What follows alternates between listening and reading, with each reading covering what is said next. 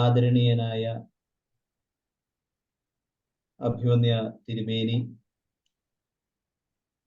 എൻ്റെ നാട്ടുകാരനും നമുക്ക് ഏവർക്കും പ്രിയപ്പെട്ടവരുമായ വന്യ റമ്പാച്ചൻ, എൻ്റെ ഉറ്റ സ്നേഹിതനും എല്ലാ കാര്യങ്ങളിലും മാർഗദർശനം നൽകുന്നവനുമായ എൻ്റെ പ്രിയപ്പെട്ട ഐസക് അച്ഛൻ, എന്നെ ഇപ്പോൾ ശ്രമിക്കുന്നവരായ പ്രിയപ്പെട്ട സഹോദരങ്ങളെ, നിങ്ങൾക്കെല്ലാവർക്കും ക്രിസ്തുയേശുവിൻ്റെ നാമത്തിൽ വന്ദനം. നമ്മളെല്ലാവരും 15 നോമ്പിൻ്റെ ആ ഒരു ആത്മീയ അനുഭവത്തിലൂടെ ഇപ്പോൾ കടന്നുപോയിക്കൊണ്ടിരിക്കുകയാണ്. ബഹുമാനപ്പെട്ട അച്ഛൻ എന്നെക്കുറിച്ച് ധാരാളം കാര്യങ്ങൾ പറയുകയുണ്ടായി. അച്ഛൻ്റെ നല്ല വാക്കുകൾക്ക് ആദ്യമേ നന്ദി അറിയിക്കട്ടെ. ദൈവകൃപയാൽ ഇന്ന് ഈ മീറ്റിങ്ങിൽ സംബന്ധിക്കുവാൻ തക്കവിധം ദൈവം ഒരുക്കിയതിൽ പ്രത്യേകമായി ദൈവത്തെ ഒരിക്കൽ കൂടി നന്ദിയോടെ സ്മരിക്കുകയും ചെയ്യുന്നു. വിശുദ്ധ ദൈവമാതാവിനെ ഓർക്കുന്നതായ സന്ദർഭത്തിൽ ഒരു സാധാരണ സാഹചര്യത്തിൽ ജനിച്ചു വളർന്ന ഒരു കുലീനയായ പെൺകുട്ടി, അവൾ ദേവാലയത്തിൻ്റെ അതിവിശുദ്ധമായ അന്തരീക്ഷത്തിൽ വളർന്നു വരികയും പിന്നീട് ജീവിതത്തിൽ ദൈവത്തിൻ്റെ ഒരു വലിയ നിയോഗം ഏറ്റെടുത്തുകൊണ്ട് ആ നിയോഗം പൂർത്തീകരിക്കുന്നതിലൂടെ തനിക്ക് അഭിമുഖീകരിക്കേണ്ടി വന്നതായ എല്ലാ പ്രതിസന്ധികളെയും പ്രാർത്ഥനകളിലൂടെ അതിജീവിക്കുകയും ലോകത്തിന് മാതൃകയായി തീരുകയും ചെയ്ത വ്യക്തിത്വമായിരുന്നു വിശുദ്ധ ദൈവമാതാവിൻ്റേതെന്ന് ഈ അവസരത്തിൽ നമുക്ക് നിസ്സംശയം പറയുവാൻ സാധിക്കും. അമ്മ ലോകത്തിൽ സമർപ്പിതമായ ജീവിതം നയിച്ചു. നമ്മുടെ കർത്താവായ യേശുമിശിഹായെ ഉദരത്തിൽ വഹിക്കുകയും അവിടുന്ന് കർത്താവിനെ ഈ ലോകത്തിന് നൽകുകയും അതിനോടനുബന്ധിച്ചുണ്ടായതായ സാഹചര്യങ്ങളും കാര്യങ്ങളും എല്ലാം നമുക്ക് ഏവർക്കും വളരെ സുവ്യക്തവുമാണ്. എത്രമാത്രം പ്രയാസങ്ങളും ബുദ്ധിമുട്ടുകളുമാണ് ആ കന്യക അനുഭവിച്ചതെന്ന് നമുക്ക് മനസ്സിലാക്കുവാൻ സാധിക്കും. സാധാരണമായ ഒരു കുടുംബത്തിൽ ജനിച്ച് മാതാവിൻ്റെ ജീവിത കഥയെക്കുറിച്ച് പറയുമ്പോൾ 3 വയസ്സിൽ ഹന്നായും യോയാക്കീമും കൂടി മാതാവിനെ ദൈവസന്നിധിയിലേക്ക് സമർപ്പിക്കുന്നതായ, യെരൂശലേം ദേവാലയത്തിലേക്ക് സമർപ്പിക്കുന്നതായ മനോഹരമായ ഒരു രംഗമുണ്ട്. വളരെ കാലമായിട്ടും യോയാക്കീമിനും ഹന്നായ്ക്കും ഒരു കുഞ്ഞുണ്ടാകാതെ ഇരുന്നപ്പോൾ അവർ ദൈവത്തിൻ്റെ സന്നിധിയിൽ വഴിപാടർപ്പിക്കുകയാണ്. ഒരു കുഞ്ഞ് ജനിക്കുകയാണെങ്കിൽ അതിനെ ദേവാലയത്തിൽ സമർപ്പിക്കാമെന്നുള്ള പ്രാർത്ഥനയോടുകൂടി അവർ ദൈവത്തിൻ്റെ സന്നിധിയിൽ മുട്ടിപ്പായി പ്രാർത്ഥിച്ചപ്പോൾ അവർക്ക് ലഭിച്ച ആ കൺമണിയെ 3 വയസ്സ് പൂർത്തീകരിക്കുന്നതായ സന്ദർഭത്തിൽ ദേവാലയത്തിലേക്ക് സമർപ്പിക്കുമ്പോൾ വിവാഹം കഴിക്കാത്ത കന്യകമാർ മുമ്പിലും പിമ്പിലുമായി കത്തിച്ചു പിടിച്ച മെഴുകുതിരിയുമായിട്ട് ആ കുഞ്ഞിനെ വഹിച്ചിരിക്കുന്ന അമ്മയും അവളുടെ പിതാവും കൂടി ദേവാലയത്തിൽ സമർപ്പിക്കുന്നതായ മനോഹരമായ ഒരു ചിത്രം പിതാക്കന്മാര് നമുക്ക് മുമ്പിൽ കാണിച്ചു തന്നിട്ടുണ്ട്. അങ്ങനെ ദേവാലയത്തിൽ സമർപ്പിച്ചതായ ആ കന്യക, ആ പെൺകുട്ടി അവിടെ വളർന്നു വരികയും ഏകദേശം 13-12 വയസ്സ് കഴിഞ്ഞപ്പോൾ അവൾക്ക് വിവാഹം നിശ്ചയിക്കുകയും തുടർന്ന് യൗസേപ്പിന് വിവാഹം നിശ്ചയിക്കപ്പെട്ട കന്യക അവൾ യൗസേപ്പിന്റെ ജീവിതത്തിന്റെ ഭാഗമായി തീരുകയും പിന്നീട് തുടർന്നുണ്ടായതായ സംഭവങ്ങൾ നമുക്ക് വേദപുസ്തകത്തിൽ നിന്നും നമുക്ക് മനസ്സിലാക്കാൻ സാധിക്കുന്നതുമാണ്. അപ്പോൾ ഇവിടെ പരിശുദ്ധയായ ആ കന്യക ദേവാലയത്തിൽ വസിച്ച ദേവാലയത്തിന്റെ വിശുദ്ധിയിൽ വളർന്നു വന്നവളാണ്. ഇന്ന് ഞാൻ നിങ്ങളുമായിട്ട് പങ്കുവയ്ക്കുവാൻ ആഗ്രഹിക്കുന്നതായ ഒരു വിഷയം, യഹോവയുടെ സന്നിധിയിൽ അല്ലെങ്കിൽ ദൈവത്തിന്റെ സന്നിധിയിൽ എങ്ങനെ നമുക്ക് വിശുദ്ധിയോടുകൂടി ജീവിക്കുവാൻ സാധിക്കും എന്നുള്ളതാണ്. നമുക്ക് മുന്നിൽ പരിശുദ്ധയായ ദൈവമാതാവുണ്ട്. ആ പരിശുദ്ധയായ ദൈവമാതാവ് ദേവാലയത്തിന്റെ വിശുദ്ധിയിൽ വളർന്നു വന്ന് ആ വിശുദ്ധിയുടെ ഉന്നത സോപാനങ്ങളിലേക്ക് ഉയർന്ന വ്യക്തിത്വമാണ്. അപ്പോൾ നമുക്ക് സാധാരണക്കാരായ നമുക്ക് എങ്ങനെയാണ് ദൈവത്തിന്റെ സന്നിധിയിലേക്ക് ഈ ദേവാലയത്തിന്റെ വിശുദ്ധിയിൽ ഉയർന്നു വരുവാൻ സാധിക്കുന്നത് എന്നുള്ളതാണ് നമ്മുടെ ചിന്താവിഷയം. സങ്കീർത്തനത്തിൽ പറയുന്നുണ്ട്. 15-ാം സങ്കീർത്തനമാണ് അതിന് ഉപോത്ബലകമായിട്ട് ഇന്ന് നിങ്ങളുമായിട്ട് ചർച്ച ചിന്തിക്കുവാനായിട്ട് ഞാൻ എടുത്തിരിക്കുന്നതായ വേദഭാഗം. 15-ാം സങ്കീർത്തനത്തിൽ പറയുന്നു, ആദ്യമേ തന്നെ പറയുകയാണ്, യഹോവേ നിന്റെ കൂടാരത്തിൽ ആര് പാർക്കും, നിന്റെ വിശുദ്ധ പർവ്വതത്തിൽ ആര് വസിക്കും. ആദ്യത്തെ ചോദ്യമാണ്, യഹോവേ നിന്റെ കൂടാരത്തിൽ ആര് പാർക്കും, നിന്റെ വിശുദ്ധ പർവ്വതത്തിൽ ആര് വസിക്കും. യഥാർത്ഥത്തിൽ ദൈവഭക്തനായ ഒരു വ്യക്തിയുടെ തീവ്രമായ അഭിലാഷത്തിൽ നിന്നും ഉയർന്നു വരുന്ന ഒരു ചോദ്യമാണിത്. അതുകൊണ്ട് തന്നെയാണ് സങ്കീർത്തനം 27-ന്റെ 4-ാമത്തെ വാക്യത്തിൽ പറയുന്നു, ഞാൻ യഹോവയോട് ഒരു കാര്യം അപേക്ഷിച്ചു, അത് തന്നെയാണ് ഞാൻ ആഗ്രഹിക്കുന്നത്. എന്താണ് ആഗ്രഹിക്കുന്നത്? യഹോവയുടെ മനോഹരത്വം കാണുവാനും അവന്റെ മന്ദിരത്തിൽ ധ്യാനിപ്പാനും എന്റെ ആയുഷ്കാലമൊക്കെയും ഞാൻ യഹോവയുടെ ആലയത്തിൽ പാർക്കേണ്ടതിനും തന്നെ. ഇവിടെ നമുക്ക് മനസ്സിലാക്കാം, യഹോവയോട് ഭക്തനായ മനുഷ്യൻ ചോദിക്കുന്ന ഒരു ചോദ്യം, അല്ലെങ്കിൽ അവൻ പ്രകടിപ്പിക്കുന്നതായ ഒരു ആഗ്രഹം ഇതാണ്, ഞാൻ യഹോവയോട് ഒരു കാര്യം മാത്രമേ അപേക്ഷിച്ചിട്ടുള്ളൂ, അത് തന്നെ ഞാൻ ആഗ്രഹിക്കുകയാണ്. ഞാൻ അപേക്ഷിക്കുന്ന കാര്യങ്ങൾ ഞാൻ ആഗ്രഹിക്കുന്നു. എന്താണ് ആഗ്രഹം? യഹോവയുടെ മനോഹരത്വം എനിക്ക് കാണണം. പരിശുദ്ധ ദൈവമാതാവിന്റെ ജീവിതത്തിലേക്ക് നോക്കുമ്പോൾ ഈ യഹോവയുടെ ദൈവത്തിന്റെ മനോഹരത്വം അവൾ ജീവിതത്തിൽ കണ്ടറിഞ്ഞു എന്നുള്ളതാണ്. പിന്നീട് അടുത്ത വാക്യം എന്താണ്? അവന്റെ മന്ദിരത്തിൽ എനിക്ക് ധ്യാനിക്കണം. എൻ്റെ ജീവിതത്തിന്റെ ഏറ്റവും തീവ്രമായ അഭിലാഷം ദൈവത്തെ എനിക്ക് കാണുവാനും അവനോടൊപ്പം എനിക്ക് വസിക്കുവാനും എൻ്റെ ആയുഷ്കാലമൊക്കെയും ഞാൻ യഹോവയുടെ ആലയത്തിൽ പാർക്കേണ്ടതിനും ഈ ഒരു 3 കാര്യങ്ങളാണ് ഞാൻ യഹോവയോട് അപേക്ഷിക്കുന്നത് എന്ന് സങ്കീർത്തനത്തിൽ പറയുന്നു. അപ്പോൾ യഹോവയെ നിന്റെ കൂടാരത്തിൽ ആര് പാർക്കും, നിന്റെ വിശുദ്ധ പർവ്വതത്തിൽ ആര് വസിക്കും എന്നുള്ളത് ഒരു ഭക്തനായ മനുഷ്യന്റെ ഒരു ചോദ്യമാണ്. ആ ചോദ്യത്തിന്റെ ഉത്തരമായിട്ടാണ് വാസ്തവത്തിൽ 15-ാം സങ്കീർത്തനത്തിന്റെ ബാക്കി ഭാഗങ്ങൾ ഇവിടെ നമുക്ക് കാണുവാൻ സാധിക്കുന്നത്. ഇവിടെ ഇതിന്റെ പ്രതിപാദ്യ വിഷയം എന്ന് പറയുന്നത്, ഇതിന്റെ തീം എന്ന് പറയുന്നത്, നമുക്ക് കുറ്റമറ്റ ജീവിതത്തിനുള്ള ഒരു ഗൈഡ് ലൈനാണ്. വാസ്തവത്തിൽ നമ്മുടെ ജീവിതം കുറ്റമില്ലാത്തതാക്കി തീർക്കുന്നതിന് വേണ്ടി, ദൈവത്തോടൊപ്പം വസിക്കുന്നതിന് വേണ്ടി നമുക്ക് എങ്ങനെയായി തീരുവാൻ സാധിക്കും എന്നുള്ളതിന്റെ ഒരു നിർദ്ദേശമാണ് ഈ സങ്കീർത്തനത്തിലൂടെ കാണുന്നത്. അപ്പോൾ ഈ സങ്കീർത്തനത്തിന്റെ ഒരു പശ്ചാത്തലം ഞാൻ നിങ്ങളോട് പറയുകയാണ്. ഇവിടെ വിശുദ്ധ നിവാസവും അതുപോലെ ആലയവും എന്ന് പറയുന്നത് ഇസ്രായേൽ മക്കൾക്ക് ആരാധനയ്ക്കായി ഒത്തുകൂടിയിരുന്നതായ ഒരു സ്ഥലമാണ് സിയോൻ പർവ്വതം എന്ന് പറയുന്നത്. അപ്പോൾ ഈ സിയോൻ പർവ്വതത്തിലേക്ക് ഭക്തരായ ആളുകളെല്ലാം കൂടി അവരൊരു പ്രദക്ഷിണമായിട്ട് നീങ്ങുന്നു.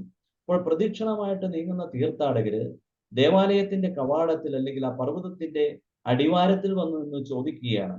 അവരുടെ സങ്കല്പം ഈ മലയുടെ മുകളിൽ അല്ലെങ്കിൽ പർവ്വതത്തിന്റെ മുകളിൽ ദൈവം വസിക്കുന്നു എന്നുള്ളതാണ്. അപ്പോൾ ആ പർവ്വതത്തിന്റെ അടിവാരത്തിൽ അല്ലെങ്കിൽ വിശുദ്ധ ആലയത്തിന്റെ വാതിൽക്കൽ വന്നു നിന്നുകൊണ്ട് അവർ ചോദിക്കുന്നു, ആരാണ് അവിടുത്തെ സന്നിധിയിൽ പ്രവേശിക്കുവാൻ അർഹതയുള്ളത്? ഇത് നമ്മളോടുള്ള ഒരു ചോദ്യമല്ലേ? കർത്താവേ, ആരാണ് നിന്റെ ദേവാലയത്തിൽ വന്ന് വസിക്കുവാൻ ആർക്കാണ്, അല്ലെങ്കിൽ ആരാധിക്കുവാൻ ആർക്കാണ് സാധിക്കുന്നത് എന്നുള്ളൊരു ചോദ്യമാണ്. ഇത് നമ്മളോടുള്ള ഓരോരുത്തരോടുമുള്ള ഒരു ചോദ്യമാണ്. നമ്മൾ ദേവാലയത്തിൽ പോകുന്നു, പ്രാർത്ഥിക്കുന്നു, വഴിപാടുകൾ അർപ്പിക്കുന്നു, എന്നാൽ യഥാർത്ഥത്തിൽ ദൈവത്തിന്റെ സന്നിധിയിൽ നമ്മൾ നീതീകരിക്കപ്പെട്ടവരാണോ? നമ്മൾ വിശുദ്ധിയോടു കൂടിയാണോ ഇതൊക്കെ ചെയ്യുന്നത്? ഇതിനെനിക്ക് അർഹതയുണ്ടോ എന്ന് ചോദിക്കുന്ന ഭക്തനായ ഒരു മനുഷ്യന്റെ ചോദ്യമാണ് ഈ സങ്കീർത്തനത്തിൽ കാണുവാൻ സാധിക്കുന്നത്. പരിശുദ്ധ ബാവ തിരുമേനി, മാത്യൂസ് ദിയൻ ബാവ തിരുമേനി പറയാറുണ്ടായിരുന്നു, നമ്മൾ സ്വർഗരാജ്യത്തെ നോക്കി തീർത്ഥയാത്ര ചെയ്യുന്ന തീർത്ഥാടകരുടെ സംഘമാണ് എന്ന് പരിശുദ്ധ പിതാവ് എപ്പോഴും പറയുന്നു. അപ്പോൾ നമ്മൾ സ്വർഗരാജ്യത്തെ നോക്കി യാത്ര ചെയ്യുന്നവരായ തീർത്ഥാടകരാണ്. ആ തീർത്ഥാടകരായ നമുക്ക് ആ തീർത്ഥാടനത്തിൽ നമുക്ക് ചില സംഗതികൾ നമ്മുടെ കൈവശം ഉണ്ടായിരിക്കണം. നമ്മുടെ തീർത്ഥാടനം എന്ന് പറയുന്നത് ദൈവത്തിന്റെ ആലയത്തിലേക്കുള്ള ഒരു യാത്ര തന്നെയാണ്. ദൈവത്തിന്റെ സന്നിധിയിലേക്കുള്ളൊരു യാത്രയാണ്. ഭൗമികമായിട്ട് നമ്മൾ ദൈവത്തിന്റെ ആലയത്തിൽ ദൈവത്തെ ദർശിക്കുവാനായിട്ട് ദേവാലയത്തിലേക്ക് പോകുമ്പോൾ ഈ ഒരു ചോദ്യം നമ്മളോട് ചോദിക്കണം. യഹോവേ, നിന്റെ ആലയത്തിലേക്ക് വരുവാൻ എനിക്ക് അർഹതയുണ്ടോ? നിന്റെ ആലയത്തിൽ പ്രാർത്ഥിക്കുവാൻ ഞാൻ യോഗ്യതയുള്ളവരാണോ എന്നുള്ള ഒരു ചോദ്യം നമ്മളോട് എപ്പോഴും നമ്മൾ ചോദിക്കണം എന്നുള്ളതാണ് ഈ സങ്കീർത്തനം ആദ്യമായിട്ട് നമ്മളോട് പറയുന്നതായ കാര്യം എന്നുള്ളത് പ്രസ്താവ്യമാണ്. അപ്പോൾ ഒന്ന് യഹോവയോടുള്ള ചോദ്യമാണ്. രണ്ടാമതായിട്ട് പ്രവേശനത്തിന്റെ 10 നിയമങ്ങളാണ് ആ സങ്കീർത്തനത്തിൽ ഉൾക്കൊള്ളുന്നത്. ആ 10 നിയമങ്ങളെ ചുരുക്കമായിട്ടൊന്ന് പറഞ്ഞുകൊണ്ട് എൻ്റെ വേദഭാഗത്ത് നിന്നും ഞാൻ വിരമിക്കുവാൻ ആഗ്രഹിക്കുന്നു. അപ്പോൾ ഒന്ന്, യഹോവയോടുള്ള ചോദ്യം, നിന്റെ കൂടാരത്തിൽ ആര് പാർക്കും, നിന്റെ വിശുദ്ധ പർവ്വതത്തിൽ ആര് വസിക്കും. രണ്ട്, പ്രവേശനത്തിന്റെ 10 നിയമങ്ങൾ അല്ലെങ്കിൽ യഹോവയുടെ ഉത്തരം, വാക്യം 2 മുതൽ 5 വരെയുള്ള വാക്യങ്ങളിൽ നമുക്ക് കാണുവാൻ സാധിക്കും. 3, ദൈവവും മനുഷ്യനുമായിട്ടുള്ള ആധ്യാത്മികമായ ബന്ധം കാണിക്കുന്ന വാഗ്ദാനമാണ് ഈ സങ്കീർത്തനത്തിന്റെ 3-ാമത്തെ ഭാഗം എന്ന് പറയുന്നത്. അപ്പോൾ തീർത്ഥാടകർ ദേവാലയ കവാടത്ത് വന്ന് ചോദിക്കുന്നു, ആരാധനയുമായിട്ട് ബന്ധപ്പെട്ടവർ അതിനെ വിശദീകരിക്കുന്നു, ഒടുവിൽ ദേവാലയത്തിലേക്ക് പ്രവേശിക്കുന്നു. അതുകൊണ്ടാണ് യെശയ്യാ പ്രവചനം 26-ാം അധ്യായത്തിന്റെ 2-ൽ യഹോവ അരുളി ചെയ്യുന്നു, വിശ്വസ്തത കാണിക്കുന്ന നീതിയുള്ള ജാതി പ്രവേശിക്കേണ്ടതിന് വാതിലുകളെ തുറപ്പിൻ എന്നാണ് പറയുന്നത്. അപ്പോൾ വിശ്വസ്തത കാണിക്കുന്ന നീതിയുള്ള ജാതി പ്രവേശിക്കേണ്ടതിന് വാതിലുകളെ തുറപ്പിൻ എന്ന് യെശയ്യാ പ്രവാചകൻ ഇവിടെ പറയുന്നു. അതുകൊണ്ട് തന്നെ ഈ ദേവാലയത്തിലേക്ക് പ്രവേശിക്കുന്നവർ നീതിയോടുകൂടി പ്രവേശിക്കണം എന്ന് പറയുന്നു. അപ്പോൾ the God called his people to be morally upright. ധാർമ്മികതയിൽ ഊന്നിയ ഒരു ജീവിതം നയിക്കുവാൻ ദൈവം ആഹ്വാനം ചെയ്യുകയാണ്. ധാർമ്മികമായി ജീവിച്ച് നീതിമാനാകുന്നതിന് ദൈവം 10 ക്രമങ്ങളെ അല്ലെങ്കിൽ ജീവിത ധർമ്മങ്ങളെ നമുക്ക് നൽകിയിരിക്കുന്നു. എന്താണ് ധർമ്മം? ധരയെ താങ്ങി നിർത്തുന്നത് എന്താണോ അതാണ് ധർമ്മം. നമ്മൾ വിചാരിക്കും ഒരു മനുഷ്യൻ ഏറ്റവും ശക്തനാകുന്നത് അവന് അധികാരം കയ്യിലുള്ളപ്പോഴാണ്, അല്ലെങ്കിൽ അവന് പണം കയ്യിലുള്ളപ്പോഴാണ്, അല്ലെങ്കിൽ സ്ഥാനമാനങ്ങൾ കയ്യിലുള്ളപ്പോഴാണ് എന്നൊക്കെ നമ്മൾ ധരിച്ചു വശാകും. എന്നാൽ അങ്ങനെയല്ല. ഒരു മനുഷ്യൻ എപ്പോൾ ധാർമ്മികമായി നിലനിൽക്കുന്നുവോ അവിടെയാണ് അവന്റെ ബലം എന്ന് പറയുന്നത്. ഒരു മനുഷ്യൻ ധാർമ്മികമായി എപ്പോൾ അധപ്പതിക്കുന്നുവോ വേറെ എന്തൊക്കെ ഉണ്ടായാലും അവന് ബലമില്ല എന്നുള്ളതാണ്. അപ്പോൾ മോറലി അപ്രൈറ്റ് ആവുന്നതിന് വേണ്ടിയിട്ടാണ് യഹോവ പറയുന്നത്, ധാർമ്മികതയിലുള്ള ഒരു മനുഷ്യന്, ധാർമ്മികതയിൽ ഊന്നിയ ജീവിതം നയിക്കുന്ന ഒരു മനുഷ്യന് വേറൊന്നിനെയും ഈ ലോകത്തിൽ ഭയപ്പെടേണ്ട. കാരണം അവന്റെ ബലം എന്ന് പറയുന്നത് അവന്റെ ധാർമ്മികതയാണ്. അപ്പോൾ ധർ എന്ന ക്രിയാധാതുവിൽ നിന്നാണ്, അല്ലെങ്കിൽ റൂട്ട് വെർബിൽ നിന്നാണ് ഈ ധർമ്മം എന്ന് വന്നിരിക്കുന്നത്, ധരയെ താങ്ങി നിൽക്കുന്നത്. എപ്പോൾ ഒരു ലോകത്ത് ഈ ധരയെ താങ്ങി നിർത്തുന്നതായ ധർമ്മം നഷ്ടപ്പെടുന്നുവോ അപ്പോൾ ലോകം അക്രമത്തിന്റെ പാതയിലാകും. അക്രമം എന്ന് പറഞ്ഞാൽ ക്രമമില്ലാത്ത പാത എന്നാണ്. അപ്പോൾ അക്രമത്തിന്റെ പാതയിലേക്ക് വരും എന്നുള്ള കാര്യത്തിൽ സംശയവുമില്ല. അപ്പോൾ ധാർമ്മികതയിൽ ഊന്നിയ ജീവിതം നയിക്കുവാൻ വേണ്ടി യഹോവയായ ദൈവം അരുളി ചെയ്യുന്നതായ 10 നിയമങ്ങൾ ഞാൻ നിങ്ങളുടെ ശ്രദ്ധയിലേക്ക് കൊണ്ടുവരുന്നു. 1, സങ്കീർത്തനം 15-ന്റെ 2-ാമത്തെ വാക്യത്തിൽ പറയുന്നു, നിഷ്കളങ്കനായി നടക്കുക എന്നുള്ളതാണ് 1-ാമത്തെ നിയമം എന്ന് പറയുന്നത്. നമ്മൾ നിഷ്കളങ്കരായിരിക്കുക. 2-ാമതായിട്ട് പറയുന്നു, നീതി പ്രവർത്തിക്കുന്നവരാണ്. 3, സത്യം സംസാരിക്കണം. 4, കളവ് പറയാതിരിക്കണം. 5, കൂട്ടുകാരന് ദോഷം ചെയ്യാതെയും അപമാനം വരുത്താതെയും ഇരിക്കണം എന്നുള്ളതാണ്. 6, അധർമ്മിയെ നിന്ദനായി കരുതണം. 7, യഹോവയുടെ ഭക്തന്മാരെ ബഹുമാനിക്കണം. 8, സത്യലംഘനം ചെയ്യാതിരിക്കുക. 9, പണം പലിശയ്ക്ക് കൊടുക്കാതിരിക്കുക. 10, കുറ്റമില്ലാത്തവന് വിരോധമായി സ്വാധീനത്തിന് വഴങ്ങി നിങ്ങൾ ഒന്നും ചെയ്യാതിരിക്കുക. ഈ 10 നിയമങ്ങൾ ജീവിതത്തിൽ പ്രാവർത്തികമാക്കുന്നവന് മാത്രമേ യഥാർത്ഥത്തിൽ ദേവാലയത്തിന്റെ പടികൾ ചവിട്ടുവാൻ, ദൈവത്തിന്റെ സന്നിധിയിലേക്ക് വരുവാൻ അർഹതയുള്ളൂ എന്നാണ് കർത്താവായ ദൈവം നമ്മളോട് അരുളി ചെയ്യുന്നത്. 1, നിങ്ങൾ നിഷ്കളങ്കരായിരിക്കുന്നു. നമുക്ക് ആ വാക്യങ്ങളെ ഒന്നുകൂടി ഒന്ന് വിശദീകരിക്കാം. 1, നിങ്ങൾ നിഷ്കളങ്കരായിരിക്കണം എന്ന് പറയുമ്പോൾ ഇയ്യോബിന്റെ പുസ്തകം 1-ാം അധ്യായത്തിന്റെ 1-ാമത്തെ വാക്യം പറയുന്നു, ഈ ഇയ്യോബിനെ പോലെ നിഷ്കളങ്കനായി ഒരു മനുഷ്യനില്ല എന്ന് യഹോവ സാക്ഷ്യപ്പെടുത്തുന്നു. ദൈവം നിഷ്കളങ്കനായി ഒരു മനുഷ്യനുണ്ട് എന്ന് സാക്ഷ്യപ്പെടുത്തുന്ന ഒരു സന്ദർഭമാണിത്. ദൈവത്തിന്റെ സാക്ഷ്യം നമ്മളെക്കുറിച്ച് ഇപ്രകാരമാണെങ്കിൽ ഈ ലോകത്തിലെ ഏറ്റവും ഭാഗ്യവാന്മാര് നമ്മളാണ്. അപ്പോൾ നിഷ്കളങ്കരായി ഇരിക്കുക എന്ന് ഒരു മനുഷ്യനെ കുറിച്ച് ദൈവം സാക്ഷ്യപ്പെടുത്തുമ്പോൾ നിങ്ങൾ ഓർക്കുക, എന്നെക്കുറിച്ചും നിങ്ങളെക്കുറിച്ചും നമ്മൾ നിഷ്കളങ്കരാണ് എന്ന ദൈവത്തിന്റെ സർട്ടിഫിക്കറ്റ്, ദൈവത്തിന്റെ അംഗീകാരം, ദൈവത്തിന്റെ കയ്യൊപ്പ് പതിച്ചു കിട്ടുവാൻ തക്ക വിധത്തിലുള്ള ജീവിതത്തെ നമ്മൾ ക്രമീകരിക്കണം എന്നുള്ളതാണ്. സ്വാർത്ഥത വെടിഞ്ഞ് മറ്റുള്ളവർക്ക് നന്മ ചെയ്യുന്നവരെ സത്പുരുഷൻ എന്ന് പറയും. സ്വാർത്ഥത വെടിയാതെ മറ്റുള്ളവർക്ക് നന്മ ചെയ്യുന്നവർ സാമാന്യ പുരുഷന്മാരാണ്. നമ്മൾ സത്പുരുഷന്മാരാണോ എന്ന് നമ്മൾ ഓർക്കണം. 2, സ്വാർത്ഥത വെടിയാതെ. ഞാനത് ഒന്ന് ഉദാഹരണം പറയാം. നമ്മൾ ആർക്കെങ്കിലും ഒരു ഉപകാരം ചെയ്യുകയാണെങ്കിൽ നമ്മുടെ മനോഭാവം എന്താ? നമ്മൾ ഉപകാരം ചെയ്യുന്നത് മറ്റുള്ളവർ കൂടി കാണണം എന്നുള്ളത്, എന്നെ കൂടി ഒന്ന് പ്രൊജക്റ്റ് ചെയ്യണം എന്നുള്ളതായ ഒരു ഭാവം വരുമ്പോൾ അവനൊരു സാമാന്യ പുരുഷനാണ്, സത്പുരുഷനല്ല. സത്പുരുഷൻ എന്ന് പറയുമ്പോൾ നിന്റെ വലം കൈ ചെയ്യുന്നത് ഇടം കൈ അറിയരുത്, അല്ലെങ്കിൽ ഒരു കൈ ചെയ്യുന്നത് മറുകൈ അറിയരുത് എന്നുള്ള കർത്താവിന്റെ വചനം പ്രാവർത്തികമാക്കുന്നവനാണ് സത്പുരുഷൻ എന്ന് പറയുന്നത്. അപ്പോൾ സ്വാർത്ഥത വെടിയാതെ മറ്റുള്ളവർക്ക് നന്മ ചെയ്യുന്നവര്, കാരണം നമ്മൾ 10 രൂപ കൊടുത്തു കഴിഞ്ഞാലും അത് കൊടുക്കുക എന്നുള്ളത് ഒരു നന്മയാണ്. പക്ഷെ ആ കൊടുക്കുക എന്നുള്ള ആ ഒരു അവസരത്തിൽ തന്നെ അത് മറ്റുള്ളവർ എന്നെക്കുറിച്ച് പ്രകീർത്തിക്കുവാൻ വേണ്ടി അത് ഇടയാകണം എന്ന് ചിന്തിക്കുകയും ചെയ്യുന്നവര് സാമാന്യ പുരുഷൻ എന്നുള്ള ഒരു മനോഭാവത്തിലേക്കാണ്. സ്വന്തം ഹിതത്തിന് വേണ്ടി മറ്റുള്ളവരെ ഉപയോഗിക്കുന്നവര് രാക്ഷസന്മാരാണ് എന്നും പറയുന്നു. ഒരു കാര്യവുമില്ലാതെ മറ്റുള്ളവർക്ക് ദ്രോഹം ചെയ്യുന്ന മനുഷ്യരുമുണ്ട്. അവരെക്കുറിച്ച് നമുക്ക് എന്ത് പറയാൻ സാധിക്കും എന്നുള്ള കാര്യത്തിൽ സംശയമാണ്. അപ്പോൾ സ്വാർത്ഥത വെടിഞ്ഞ് മറ്റുള്ളവർക്ക് നന്മ ചെയ്യുന്നവര് സത്പുരുഷൻ, അവനാണ് നിഷ്കളങ്കൻ എന്ന് നമുക്ക് തീർച്ചയായിട്ടും പറയുവാൻ സാധിക്കും. അപ്പോൾ ആത്മവിദ്യ എന്ന് പറയുന്നത് സ്വാർത്ഥതയെ ഇല്ലാതാക്കുന്ന കാര്യമാണ്, ജീവിത മൂല്യങ്ങളെ വളർത്തുന്ന ഒന്നാണ്. അതുകൊണ്ട് എപ്പോഴും നിഷ്കളങ്കരായിരിക്കുവാൻ, ദൈവാലയത്തിന്റെ പടിവാതിലുകൾ കടന്ന് അകത്തേക്ക് പ്രവേശിക്കുവാൻ ഒന്നാമതായിട്ട് നമുക്ക് വേണ്ട ക്വാളിറ്റി എന്ന് പറയുന്നത് നമ്മൾ നിഷ്കളങ്കരായിരിക്കുക എന്നുള്ളതാണ്. രണ്ടാമതായിട്ട് പറയുന്നു, നിങ്ങൾ നീതി പ്രവർത്തിക്കണം എന്ന് പറയുന്നു. യെശയ്യാ പ്രവചനം 33-ാം അധ്യായത്തിന്റെ 15-ാമത്തെ വാക്യത്തിൽ ഇപ്രകാരം പറയുന്നു, നമ്മിൽ ആര് ദഹിപ്പിക്കുന്ന തീയുടെ അടുക്കൽ പാർക്കും? നമ്മിൽ ആര് നിത്യദഹനങ്ങളുടെ അടുക്കൽ പാർക്കും? നീതിയായി നടന്ന് നേര് പറയുകയും പീഡനത്താലുള്ള ആദായം വെറുക്കുകയും കൈക്കൂലി വാങ്ങാതെ കൈ കുടഞ്ഞു കളയുകയും രക്തപാതകത്തെക്കുറിച്ച് കേൾക്കാതെ വണ്ണം ചെവി പൊത്തുകയും ദോഷത്തെ കണ്ട് രസിക്കാതെ വണ്ണം കണ്ണടച്ചു കളയുകയും ചെയ്തവൻ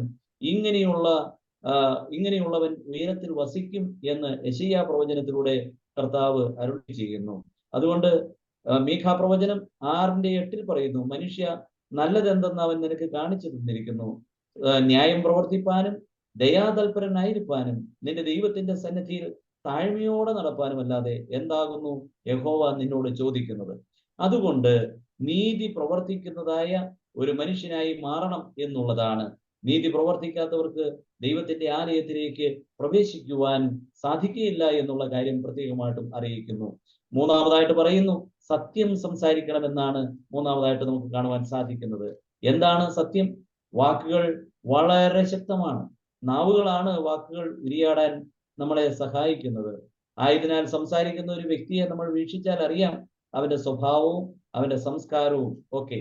നാവാണ് നമ്മളെ മറ്റുള്ളവരോടും ദൈവത്തോടും അടുപ്പിക്കുന്നത്. സംസാരിക്കുമ്പോൾ നാവിനെ കൊണ്ട് 4 കാര്യങ്ങൾ ദൈവം നമ്മളോട് ആവശ്യപ്പെടുന്നുണ്ട്. ഒന്നാമതായിട്ട് സ്പീക്കിംഗ് ദി ട്രൂത്ത്, സത്യം സംസാരിക്കണമെന്ന് പറയുന്നു. 2, റെഫ്യൂസിങ് ടു സ്ലാൻഡർ, മറ്റുള്ളവർക്ക് ദുഷ്പേരുണ്ടാക്കുന്ന, മറ്റുള്ളവർക്ക് അപമാനമുണ്ടാക്കുന്ന, മറ്റുള്ളവരെ കൊണ്ട് പരദൂഷണം പറയുന്ന ആ നാവ് ദൈവം നമ്മളിൽ നിന്നും ഇഷ്ടപ്പെടുന്നില്ല. കീപ്പിംഗ് ഓത്ത്സ്, അതായത് സത്യങ്ങളെ പാലിക്കുവാനായിട്ട് നമ്മുടെ നാവ് കൊണ്ട് സത്യം പറഞ്ഞിട്ടുണ്ടെങ്കിൽ, നമ്മുടെ നാവ് കൊണ്ട് എന്തെങ്കിലും കാര്യങ്ങൾ പറഞ്ഞിട്ടുണ്ടെങ്കിൽ അത് തീർച്ചയായിട്ടും അത് പ്രാവർത്തികമാക്കുവാൻ ശ്രമിക്കണം എന്നുള്ളതാണ്. 3-4 കാര്യങ്ങൾ നമ്മൾ നാവ് കൊണ്ട് പറയുമ്പോൾ പ്രത്യേകമായിട്ടും ശ്രദ്ധിക്കേണ്ടതുണ്ട്. ഈസ് ഇറ്റ് ട്രൂ, ഞാൻ പറയുന്ന കാര്യങ്ങൾ സത്യമാണോ? ഈസ് ഇറ്റ് നെസസറി, ഇപ്പോൾ ഇത് അത്യാവശ്യമുള്ള കാര്യമാണോ ഞാൻ പറയുന്നത്? വിൽ ഇറ്റ് ഹർട്ട് എനിബഡി, ഇത് ആരെങ്കിലും മുറിവേൽപ്പിക്കുന്നുണ്ടോ? നമ്മൾ എപ്പോഴും നാവ് കൊണ്ട് സംസാരിക്കുമ്പോൾ നമ്മൾ ശ്രദ്ധിക്കേണ്ട കാര്യമാണ്. നാവിന്റെ 12 ദോഷവഴികൾ വേദപുസ്തകത്തിൽ പറയുന്നുണ്ട്. 1, കുരള പറയുക, സങ്കീർത്തനം 15:3. 2, ഏഷണി പറയുക, ലെവിറ്റിക്കസ് 19:16. 3, കള്ളസാക്ഷ്യം പറയുക, പുറപ്പാട് 20:16. നാവ് കൊണ്ട് അപവാദം പറയുക, ആവർത്തനം 22:19. കുശുകുശുപ്പ്, റോമാലേഖനം 1:29. പരദൂഷണം 1 തീമോത്തിയോസ് 3:11. ദോഷാരോപണം തീത്തോസ് 2:3. വൃഥാഭാഷണം തീത്തോസ് 1:10. വായാടികളാവുക 1 തീമോത്തിയോസ് 5:13. വ്യാജം പറയുക, സദൃശവാക്യം 6:17. അപകീർത്തിപ്പെടുത്തുക, ഇരമ്യാവ് 20:10. നാവ് കണ്ട് വഞ്ചിക്കുക, വെളിപാട് 12:19. ഇങ്ങനെയുള്ള കാര്യങ്ങൾ നാവിന്റെ 12 ദോഷവഴികളെ കുറിച്ച് വേദപുസ്തകത്തിൽ പറയുന്നുണ്ട്. അതുകൊണ്ട് പ്രിയപ്പെട്ട സഹോദരങ്ങളെ, നാവ് കൊണ്ട് എപ്പോഴും സത്യം പറയുവാനും നല്ല കാര്യങ്ങൾ പറയുവാനും നമ്മൾ ശ്രദ്ധിക്കണമെന്നുള്ളതാണ്. ഞങ്ങളുടെ ഈ വടക്കൻ പ്രദേശങ്ങളില് വിവാഹത്തിന്റെ തലേ ദിവസം മണവാളനെയും മണവാട്ടിയെയും എതിരേൽക്കുന്നതായ സന്ദർഭത്തിൽ ഈ പാനീയ അല്ലെങ്കിൽ തേനിൽ വാഴപ്പഴം അരിഞ്ഞിട്ടിട്ട് അത് വധുവിന്റെയോ വരന്റെയോ നാവിൽ അമ്മമാർ തൊട്ടുകൊടുക്കുന്ന ഒരു ആചാരമുണ്ട്. ആ ആചാരം വളരെ രസകരമായ ഒരു സംഗതിയാണ്. വലിയ സത്യമാണ് അതിൽ വിളിച്ചോതുന്നത്. എന്തിനാണ് ഈ പെൺകുട്ടിയുടെ അല്ലെങ്കിൽ ആൺകുട്ടിയുടെ നാവിൽ മധുരം വെച്ച് കൊടുക്കുന്നത്? അതിന്റെ പ്രധാനപ്പെട്ട കാരണം, നിന്റെ നാവ് കൊണ്ട് ജീവിതത്തിലേക്ക് നീ കടക്കുകയാണ്. ആ ജീവിതത്തിലേക്ക് നീ കടക്കുമ്പോൾ നിന്റെ നാവ് കൊണ്ട് നല്ലത് മാത്രമേ സംസാരിക്കാവുള്ളൂ. മധുരതരമായ സംഭാഷണം മാത്രമേ കുടുംബജീവിതത്തെ മുന്നോട്ട് നയിക്കുകയുള്ളൂ. അതുകൊണ്ട് നിന്റെ നാവിൽ മധുരം തൊട്ട് തരുമ്പോൾ തുടർന്നുള്ള സംഭാഷണങ്ങളിലെല്ലാം, തുടർന്നുള്ള നിന്റെ ജീവിതത്തിലെല്ലാം നാവ് കൊണ്ട് നല്ലത് പറയുവാൻ നീ ശ്രദ്ധിക്കണം എന്നുള്ളതാണ് അതിന് നൽകുന്നതായ സന്ദേശം. അതുകൊണ്ട് നാവ് കൊണ്ട് എപ്പോഴും സത്യം പറയുവാനും നല്ല കാര്യങ്ങൾ ചെയ്യുവാനും നല്ല പോസിറ്റീവായിട്ടുള്ള പോസിറ്റീവ് സ്ട്രോക്ക് കൊടുക്കുക എന്നൊക്കെ നമ്മൾ സാധാരണയായിട്ട് പറയാറുണ്ട്. ജീവിതത്തിൽ എപ്പോഴും നല്ല വർത്തമാനങ്ങൾ പറഞ്ഞുകൊണ്ട് ജീവിതത്തെ സന്തോഷകരമാക്കുവാൻ നാവിന് സാധിക്കും എന്നുള്ള കാര്യം നമ്മൾ ഓർക്കുക. അതുകൊണ്ട് സത്യം സംസാരിക്കണം, കളവ് പറയാതിരിക്കുക. നാലാമത്തെ കാര്യം എന്ന് പറയുന്നത്, ദേവാലയത്തിലേക്ക് പ്രവേശിക്കുമ്പോൾ നമ്മൾ ശ്രദ്ധിക്കേണ്ടത് കളവ് പറയാതിരിക്കുക എന്നുള്ളതാണ്. അനന്യാസിന്റെയും സഫീറയുടെയും കഥ അപ്പോസ്തല പ്രവർത്തികളിൽ വളരെ സവിസ്തരമായിട്ട് നമ്മൾ കാണുന്നുണ്ട്. അവർ യഹോവയുടെ സന്നിധിയിൽ അവർ ഉള്ളതിനെ മറച്ചു വെക്കുകയും വ്യാജം പറയുകയും ചെയ്തു എന്നുള്ളതാണ്. അപ്പോൾ നമുക്ക് ദൈവം നൽകിയതായ അനുഗ്രഹത്തെയും നന്മയെയും ദൈവത്തിന്റെ സന്നിധിയിൽ മറച്ചു വെക്കാതെ ദൈവത്തിന് നന്ദി അർപ്പിക്കുകയും തുടർന്നും ദൈവത്തിൽ നമ്മളെ സമർപ്പിക്കുകയും ചെയ്യണം. ഒരിക്കലും ആരോടും കളവ് പറയാത്ത ഒരു ഭാവം നമ്മളിൽ ഉണ്ടാകണം എന്നുള്ളതാണ് എപ്പോഴും ശ്രദ്ധിക്കേണ്ടത്. അഞ്ചാമതായിട്ട് പറയുന്നു, നമ്മുടെ കൂട്ടുകാരനോട്, നമ്മളുമായിട്ട് ബന്ധപ്പെടുന്നവരോട് ദോഷം ചെയ്യാതെയും അവർക്ക് അപമാനം വരുത്താതെയും ഇരിക്കണം എന്നുള്ളതാണ്. അപ്പോൾ കൂട്ടുകാരന് ദോഷം ചെയ്യാതെയും അപമാനം വരുത്താതെയും ഇരിക്കുന്നതായ ഒരു മനോഭാവം നമ്മളിൽ ഉണ്ടാകണം. ലോകോ സമസ്ത സുഖിനോ ഭവന്തു, സർവ്വലോകത്തിനും സുഖമുണ്ടാകട്ടെ, സർവ്വലോകത്തിനും സമാധാനം ഉണ്ടാകട്ടെ എന്നുള്ളതായിരിക്കണം നമ്മുടെ പ്രാർത്ഥന.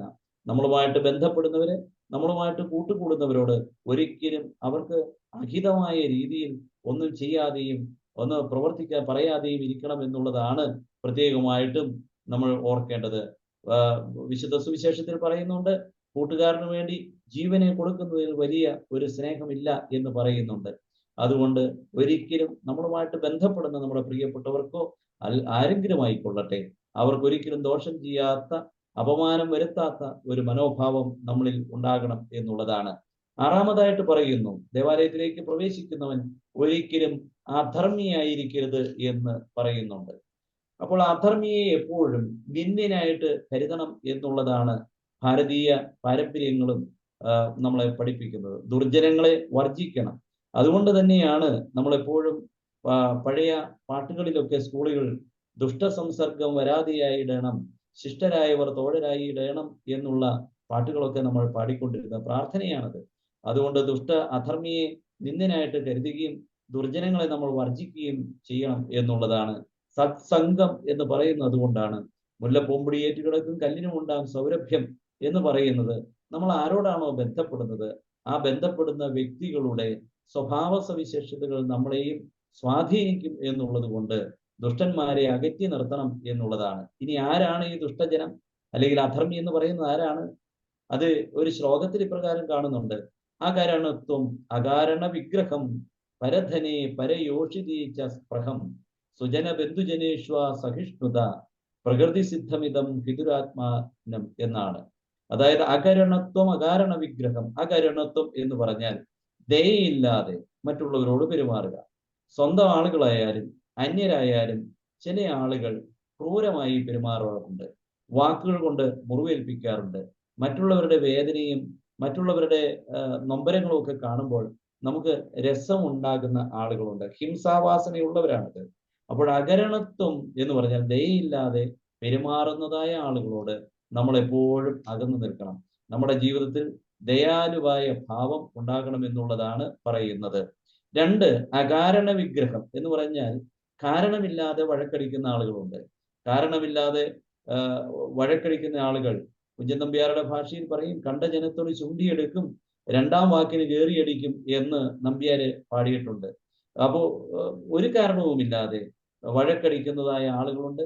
അങ്ങനെ വഴക്കാളികളായ ഭാവമാണ് നമ്മളിൽ ഉണ്ടെങ്കിൽ ആ ഭാവം നമ്മളിൽ അത് ഉപേക്ഷിക്കണം. അത് ദുർജനത്തിന്റെ ഭാവമാണ്. 3ാമതായിട്ട് പറയുന്നു പരധനെ, അതായത് അന്യന്റെ സ്വത്ത് മോഹിക്കുന്നവൻ. അത് തീർച്ചയായിട്ടും അവരും ദൈവസന്നിധിയിൽ കുറ്റമുള്ളവരാണ്. അന്യന്റെ ധനം ഒരിക്കലും മോഹിക്കരുത്. 4ാമതായിട്ട് പറയുന്നു പരയോഷിതി, പരസ്ത്രീകളിൽ താല്പര്യം കാണിക്കുന്നവരും അല്ലെങ്കിൽ പരപുരുഷന്മാരിൽ താല്പര്യം കാണിക്കുന്നവരും അവരും ദുർജനങ്ങളാണ്, അവരെയും നമ്മൾ ഒഴിവാക്കണം. അഞ്ചാമതായിട്ട് പറയുന്നു അസൂയാകുക്ഷികൾ. എല്ലായ്പ്പോഴും അസൂയാഭാവത്തോടു കൂടിയിരിക്കുന്നവരും അവരെയും നമ്മൾ അകറ്റിക്കളയണം എന്നുള്ളതാണ്. അപ്പോൾ കാരണമില്ലാതെ വഴക്കഴിക്കുന്നവർ, കാരണം കൂടാതെ ദയയില്ലാതെ പെരുമാറുന്നവർ, മറ്റുള്ളവന്റെ ധനം അപഹരിക്കുന്നവൻ, മറ്റുള്ള പരസ്ത്രീകളിൽ താല്പര്യം കാണിക്കുന്നവര്, അസൂയാലുക്കളായ ആളുകൾ, ഇങ്ങനെയുള്ളവരെല്ലാം ദുർജനങ്ങളാണ്. ആ ദുർജനങ്ങളെ നിന്ദ്യനായിട്ട്, അധർമ്മിയെ നിന്ദ്യനായിട്ട് കരുതണം എന്നാണ് 15-ാം സങ്കീർത്തനത്തിൽ പറയുന്ന വേറൊരു കാര്യം. അപ്പോൾ അങ്ങനെ അടുത്തതായിട്ട് പറയുന്നു യഹോവയുടെ ഭക്തന്മാരെ നമ്മൾ ബഹുമാനിക്കണം. യഹോവയുടെ ഭക്തന്മാരെ ബഹുമാനിക്കുന്നതിനെ കുറിച്ച് വേദപുസ്തകത്തിൽ വളരെ സ്പഷ്ടമായിട്ട് പറയുന്നുണ്ട്. മെമ്രയുടെ തോപ്പിൽ വെച്ച് അബ്രാഹാം 3 പുരുഷന്മാരെ സ്വീകരിച്ചപ്പോൾ ആ സ്വീകരണത്തിലൂടെ ലഭിച്ചത് അബ്രാഹാമിന് വലിയ അനുഗ്രഹമാണ്. മറ്റുള്ളവരെ സ്വീകരിക്കുവാനുള്ള മനോഭാവം, പ്രത്യേകിച്ച് യഹോവയുടെ ഭക്തന്മാരെ ബഹുമാനിക്കാനും ആദരിക്കുവാനുള്ള മനോഭാവം നമ്മളിൽ ഉണ്ടാകണം എന്നുള്ളതാണ് ഈ സങ്കീർത്തനത്തിലൂടെ നമുക്ക് വെളിപ്പെടുത്തുന്ന വേറൊരു കാര്യം എന്ന് പറയുന്നത്. 8-ാമതായിട്ട് പറയുന്നു നമ്മൾ സത്യലംഘനം ചെയ്യാതിരിക്കണം. സത്യം ചെയ്തിട്ട് അത് ലംഘിക്കാതിരിക്കുന്ന ഒരു മനോഭാവം നമ്മളിൽ ഉണ്ടാകണം. 9-ാമതായിട്ട് പറയുന്നു പണം പലിശയ്ക്ക് കൊടുക്കാതിരിക്കുന്നവനുമായിരിക്കണം. പണം പലിശയ്ക്ക് കൊടുക്കുന്നതിനെ കുറിച്ച് വളരെ വ്യക്തമായിട്ട് പറയുന്നുണ്ട്. പുറപ്പാട് പുസ്തകം 22-ാം അധ്യായത്തിന്റെ 25-ാമത്തെ വാക്യത്തിൽ പറയുന്നു. അതുപോലെ ലേവ്യ പുസ്തകം 25-ന്റെ 35 മുതൽ 37 വരെയുള്ള വാക്യങ്ങളിലും പറയുന്നുണ്ട്. പണം പലിശയ്ക്ക് നൽകുന്നത് ദൈവത്തിന് വെറുപ്പുള്ള കാര്യമാണ്. അതുകൊണ്ട് തീർച്ചയായിട്ടും നിങ്ങൾ പണം പലിശയ്ക്ക് കൊടുക്കരുത് എന്നുള്ള കാര്യമാണ് യഹോവയായ ദൈവം അരുളി ചെയ്യുന്നത്. അതുപോലെ വീണ്ടും പറയുന്നു, ആവർത്തന പുസ്തകം 23-ന്റെ 20-ൽ പിന്നീട് പറയുന്നുണ്ട്, അതൊരു വളർച്ചയുടെ ഘട്ടമാണ്. പരദേശിയോട് പണം വാങ്ങിക്കാം എന്ന് പിന്നീടുള്ള യഹൂദന്മാര് അത് തുടർന്ന് വിശ്വസിച്ചു പോന്നു. എന്നാൽ നമ്മൾ ഓർക്കുക, നമ്മൾ മറ്റുള്ളവരോട് പണം പലിശയ്ക്ക് വാങ്ങുന്നത് ദൈവത്തിന് അഹിതമാണ് എന്നുള്ള കാര്യം പ്രത്യേകമായിട്ടും ഓർക്കണം. അവസാനമായിട്ട് പറയുന്നു, കുറ്റമില്ലാത്തവന് വിരോധമായി സ്വാധീനത്തിന് വഴങ്ങി നിങ്ങൾ ഒന്നും പ്രവർത്തിക്കരുത് എന്നാണ് വിശുദ്ധ വേദപുസ്തകം പറയുന്നത്. അപ്പോൾ ഇവിടെ നമ്മൾ 10 കാര്യങ്ങൾ നമ്മൾ കണ്ടു. യഹോവേ, നിന്റെ കൂടാരത്തിൽ ആര് പാർക്കും, നിന്റെ വിശുദ്ധ പർവ്വതത്തിൽ ആര് വസിക്കും എന്ന് ചോദിക്കുന്ന ഭക്തനായ മനുഷ്യനോട് യഹോവയായ ദൈവത്തിന്റെ അരുളപ്പാടാണ്, നിഷ്കളങ്കനായി നടക്കണം, നീതി പ്രവർത്തിക്കണം, സത്യം സംസാരിക്കണം, കളവ് പറയാതിരിക്കണം, കൂട്ടുകാരന് ദോഷം ചെയ്യാതെയും അപമാനം വരുത്താതെയും ഇരിക്കണം, അധർമ്മിയെ നിന്ദനായി കരുതുകയും യഹോവയുടെ ഭക്തന്മാരെ ബഹുമാനിക്കുകയും ചെയ്യണം, സത്യലംഘനം ചെയ്യാതിരിക്കണം, പണം പലിശയ്ക്ക് കൊടുക്കാതിരിക്കണം, കുറ്റമില്ലാത്തവന് വിരോധമായി സ്വാധീനത്തിന് വഴങ്ങി നിങ്ങൾ പ്രവർത്തിക്കരുത് എന്നുള്ള കാര്യം കൂടിയിട്ടാണ് ഇവിടെ പറയുന്നത് എന്ന് ഈ അവസരത്തിൽ ഓർമ്മിപ്പിക്കുകയാണ്. അപ്പോൾ അതുകൊണ്ട് പ്രിയപ്പെട്ടവരെ, മനസ്സിനെ അധപ്പതിപ്പിക്കുന്നതായ ശക്തി ഇല്ലാതാക്കി അതിനെ ഉന്നമിപ്പിക്കുന്നതാണ് സ്വാത്വികത എന്ന് പറയുന്നത്. അങ്ങനെയുള്ള വ്യക്തികൾക്കാണ് മറ്റുള്ളവർ നമ്മളെ കഴിഞ്ഞും ശ്രേഷ്ഠരാണ് എന്ന് കരുതുവാൻ സാധിക്കുകയുള്ളൂ. അപ്പോൾ അതുകൊണ്ട് തീർച്ചയായിട്ടും നമ്മൾ ഓർക്കണം, ദൈവത്തിന്റെ ഈ വചനങ്ങളെ നമ്മുടെ ജീവിതത്തിൽ മുറുകെ പിടിച്ചുകൊണ്ട്, ദൈവമേ, നിന്റെ വിശുദ്ധ പർവ്വതത്തിലേക്കും നിന്റെ വിശുദ്ധ മന്ദിരത്തിലേക്കും പ്രവേശിക്കുവാനായിട്ട് എനിക്ക് സാധിക്കണമേ. അതിന് എൻ്റെ ജീവിതത്തെ ഒന്ന് ക്രമപ്പെടുത്തണമേ. ജീവിതം ഇന്നും ശരിയായിട്ടില്ലല്ലോ എന്ന് നമ്മൾ പാട്ടിൽ പാടുന്നുണ്ടല്ലോ. അതുകൊണ്ട് എൻ്റെ ജീവിതത്തെ ഒന്ന് ക്രമപ്പെടുത്തുവാൻ, എൻ്റെ ജീവിതത്തെ ഒന്ന് നേരെയാക്കുവാൻ, കർത്താവെ, നിന്റെ വിശുദ്ധ മന്ദിരത്തിൽ ധ്യാനിപ്പാനും വിശുദ്ധ മന്ദിരത്തിലേക്ക് പ്രവേശിക്കുവാനും എന്നെ ശക്തനാക്കുവാൻ തക്ക വിധം എൻ്റെ ജീവിതത്തെ ക്രമപ്പെടുത്തണം എന്നുള്ളതാണ് ഇന്നത്തെ ചിന്താവിഷയം നിങ്ങളുമായിട്ട് പങ്കുവയ്ക്കുവാൻ ഉണ്ടാകുന്നത്. അതുകൊണ്ട് കർത്താവിന് പ്രിയ സഹോദരങ്ങളെ, വിശുദ്ധ ദൈവമാതാവിന്റെ ജീവിതത്തിലേക്ക് നമ്മൾ ഒന്ന് തിരിഞ്ഞു നോക്കുമ്പോൾ, വിശുദ്ധ ദൈവമാതാവ് നിഷ്കളങ്കയായിട്ട് ജീവിച്ച ഒരു വ്യക്തിയാണ്. വിശുദ്ധ ദൈവമാതാവിന്റെ ജീവിതത്തിൽ നീതിയുടെ പ്രവർത്തനങ്ങളെ നമുക്ക് കാണുവാൻ സാധിക്കുകയുള്ളൂ. വിശുദ്ധ ദൈവമാതാവിന്റെ ജീവിതത്തിൽ സത്യത്തിന്റെ പ്രവർത്തികളെ നമുക്ക് കാണുവാൻ സാധിക്കൂ. വിശുദ്ധ ദൈവമാതാവ് ഒരിക്കലും കള്ളം പറഞ്ഞതായിട്ട് നമുക്കറിവില്ല. കൂട്ടുകാരന് മറ്റുള്ളവർക്കോ അപമാനം വരുത്താതെ ഇരിക്കുന്നതായ മനോഭാവം മാതാവിൽ നമുക്ക് കാണുവാൻ സാധിക്കും. അതുകൊണ്ട് ഇങ്ങനെയുള്ള ഗുണങ്ങളെല്ലാം വിശുദ്ധ ദൈവമാതാവിൽ നമുക്ക് ദർശിക്കുവാൻ സാധിക്കും. അതുകൊണ്ട് ഈ ദിവസങ്ങളിൽ നമ്മുടെ ജീവിതത്തെ ഒന്ന് ക്രമപ്പെടുത്തുക. എല്ലാ ഭാവങ്ങളിൽ നിന്നും എല്ലാ അവസ്ഥകളിൽ നിന്നും ദൈവത്തിന്റെ സന്നിധിയിലേക്ക് നമ്മുടെ മനസ്സുകളെ നമുക്ക് ഉയർത്തിക്കൊണ്ട്, കർത്താവേ, നിന്റെ കയ്യിൽ കളിമണ്ണാണ്. കളിമണ്ണിന് രണ്ട് സാധ്യതകളെ കുറിച്ച് പറയുന്നു. ഒന്ന്, കളിമണ്ണ് വേണ്ട രീതിയിൽ മെനഞ്ഞെടുത്തത് ഒരു കലമാക്കി അതോ തീയിൽ അത് നന്നാക്കി എടുത്തു കഴിഞ്ഞാൽ അതിൽ നമുക്ക് ആഹാരം പാചകം ചെയ്യുവാൻ സാധിക്കും. എന്നാൽ ആ കളിമണ്ണ് തന്നെ പാകം ചെയ്യുന്ന ആഹാരത്തിൽ കലർത്തുവാനും സാധിക്കും എന്നുള്ളതാണ്. അപ്പോൾ അതുകൊണ്ട് രണ്ട് സാധ്യതകളാണ് കളിമണ്ണിന്റെ സാധ്യതകളെ കുറിച്ച് പറയുന്നത്. മനുഷ്യ ജീവിതത്തിൽ നമുക്ക് ഇപ്രകാരം രണ്ട് സാധ്യതകളുണ്ട്. ഒന്ന്, നമുക്ക് ദൈവത്തിന് ഹിതകരമായ രീതിയിൽ നമ്മുടെ ജീവിതത്തെ ക്രമപ്പെടുത്താം. അതല്ലെങ്കിൽ മറ്റുള്ളവർക്ക് ദോഷമായിട്ട് നമ്മുടെ ജീവിതത്തെ നമുക്ക് തുടർന്നും കൊണ്ടുപോകാനും സാധിക്കും. അതുകൊണ്ട് ഇന്ന് നമുക്കൊരു തീരുമാനത്തിലേക്ക് എത്തണം. എൻ്റെ ദൈവമേ, തുടർന്നുള്ള എൻ്റെ ജീവിതങ്ങളെല്ലാം അങ്ങേക്ക് സമർപ്പിക്കുന്നു. ഇവിടെ ഹൈന്ദവ ദർശനത്തിൽ ഒന്ന് പറയുന്നുണ്ട്, നിവേദ്യം സമർപ്പിച്ച് പ്രസാദമായിട്ട് മാറുന്ന മനോഹരമായ ഒരു കാഴ്ച. അമ്പലത്തിൽ, ക്ഷേത്രങ്ങളിൽ ഭക്തൻ കൊണ്ടുപോകുന്നത് നിവേദ്യമാണ്. അത് പൂജാരി പൂജിച്ച് തിരിച്ചു നൽകുമ്പോൾ അത് തീർച്ചയായിട്ടും അത് പ്രസാദം എന്നാണ് അറിയപ്പെടുന്നത്. അതുകൊണ്ട് ദൈവത്തിന്റെ സന്നിധിയിലേക്ക് നമ്മൾ പോകുമ്പോൾ നമ്മളെ തന്നെ നിവേദ്യമായിട്ട് അവിടുത്തെ സന്നിധിയിലേക്ക് സമർപ്പിക്കുക. കർത്താവേ, നീ അത് നിന്റെ ജനങ്ങൾക്ക് കൊടുക്കുമ്പോൾ അത് പ്രസാദമായിട്ട് മാറുവാൻ സംഗതിയാകണമേ എന്ന് പ്രാർത്ഥിക്കണം. തീർച്ചയായിട്ടും ഈ സങ്കീർത്തനം, യഹോവേ നിന്റെ കൂടാരത്തിൽ ആര് പാർക്കും, നിന്റെ വിശുദ്ധ പർവ്വതത്തിൽ ആര് വസിക്കും എന്നുള്ള ആ സങ്കീർത്തനത്തിന് ഉത്തരമായി നിഷ്കളങ്കനായി നടന്ന് നീതി പ്രവർത്തിക്കുകയും ഹൃദയപൂർവം സത്യം സംസാരിക്കുകയും ചെയ്യുന്നത്, നാവ് കൊണ്ട് കുരള പറയാതെയും തന്റെ കൂട്ടുകാരനോട് ദോഷം ചെയ്യാതെയും കൂട്ടുകാരന് അപമാനം വരുത്താതെയും ഇരിക്കുന്നവൻ, വഷളനെ നിന്ദനായി എണ്ണുകയും യഹോവ ഭക്തന്മാരെ ബഹുമാനിക്കുകയും ചെയ്യുന്നവൻ, സത്യം ചെയ്തിട്ട് ഛേദം വന്നാലും മാറാത്തവൻ, തന്റെ ദ്രവ്യം പലിശയ്ക്ക് കൊടുക്കാതെയും കുറ്റമില്ലാത്തവന് വിരോധമായി കൈക്കൂലി വാങ്ങാതെയും ഇരിക്കുന്നവൻ, ഇങ്ങനെയുള്ളവൻ ഒരു നാളും കുരുങ്ങി പോവുകയില്ല. അപ്പോൾ അവിടെ പ്രത്യാശയോടെ ഒരു വചനം നമുക്ക് നൽകുന്നു. ഇങ്ങനെയൊക്കെ ചെയ്യുന്നവർ ഒരു നാളും കുരുങ്ങി പോവുകയില്ല, ഒരു നാളും നശിച്ചു പോവുകയുമില്ല. അതുകൊണ്ടാണ് നീതിമാന്റെ മക്കൾ അപ്പം ഇരക്കുകയില്ല എന്നുള്ള ഒരു ചൊല്ല് നമ്മുടെ ഇടയിൽ വന്നിരിക്കുന്നത്. അതുകൊണ്ട് നല്ല പ്രവർത്തികൾ പ്രവർത്തിച്ച് ദൈവത്തിന് ഹിതകരമായ രീതിയിലായി തീരുവാൻ ദൈവം നമ്മളെ സഹായിക്കട്ടെ എന്ന് പ്രാർത്ഥിച്ചുകൊണ്ട് ഇപ്രകാരം ഒരു അവസരം തന്നതിൽ ദൈവത്തെ മഹത്വപ്പെടുത്തുന്നു. ബഹുമാനപ്പെട്ട അച്ഛനോടും ഭാരവാഹികളോടും ഉള്ളതായ നന്ദിയും കൃതജ്ഞതയും എല്ലാം സ്നേഹാദരവുകളെല്ലാം അർപ്പിച്ചുകൊണ്ട് എൻ്റെ വാക്കുകൾ അവസാനിപ്പിക്കുന്നു. ദൈവം നമ്മളെ അനുഗ്രഹിക്കുമാറാകട്ടെ.